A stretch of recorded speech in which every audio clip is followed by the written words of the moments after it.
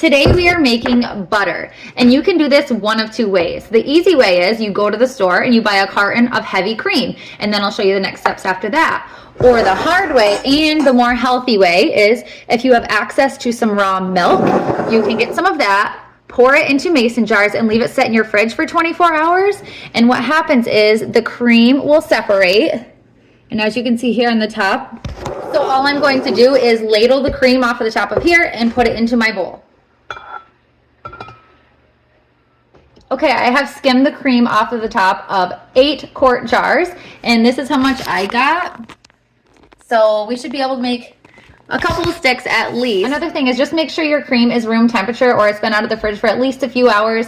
The process is much quicker if it's at room temp. Now the next thing that we're gonna do is start mixing. And if you have a smaller batch, if you don't have this much, which I assume that you're not going to, you can always just ladle your cream or pour your heavy cream into one of these jars, put the lid on and shake, and what you'll be left with is some butter and buttermilk.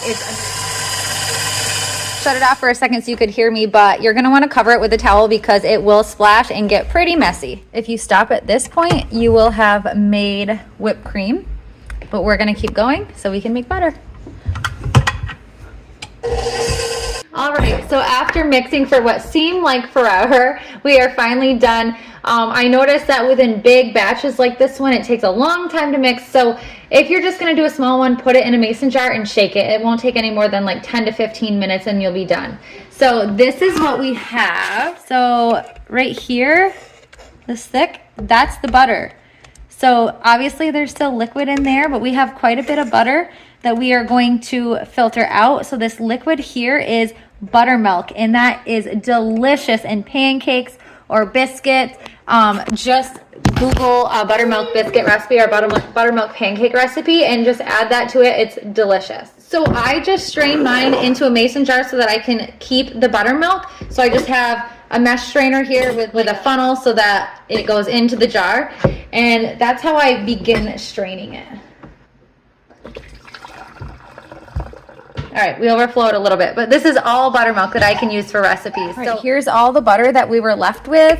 So now we have to rinse this. So I'm gonna put it back in the strainer, the mesh strainer, and I'm going to run cold water over it and just keep running until the liquid that's pouring out of it is clear. The more you wash it, the longer the butter will last. So we need to rinse all the buttermilk off of this butter. So remember, cold water and just run it over it. And keep running the water over it until the liquid runs clear that's coming out.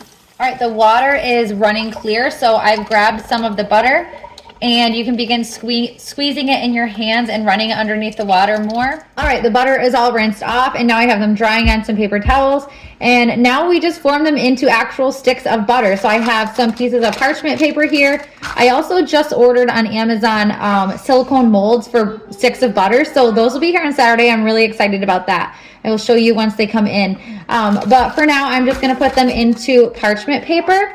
And I'm gonna store one in the fridge, and the other one can just be stored right in the cupboard like you would store-bought butter. So here is the finished product. Looks like a stick of butter to me. You can also add salt to it or really any seasoning of your choice, and then you can just roll it up in your parchment paper and store it right in the fridge like this. And the other one is gonna go right in our butter dish here.